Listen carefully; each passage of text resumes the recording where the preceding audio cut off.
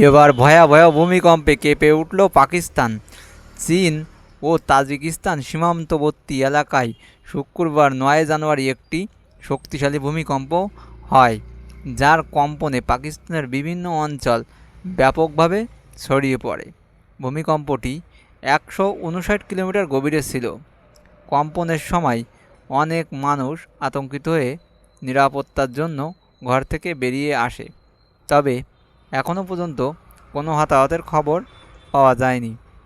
বিশেষজ্ঞদের মতে, ভারতীয় ও ইউরোপীয় টেকটনিক প্লেটের সংযোগস্থল হওয়ায় পাকিস্তান, আফগানিস্তান সহ প্রতিবেশী দেশগুলো ভূমিকম্পের ঝুঁকিতে বেশি থাকে।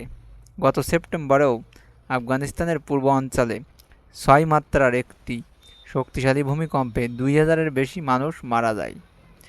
আর বন্ধুরা, ভিডিওটা ভালো লাগলে শেয়ার করে দিয়েন, ভালো থাকেন আর একটা সাবস্ক্রাইব করে দিয়েন।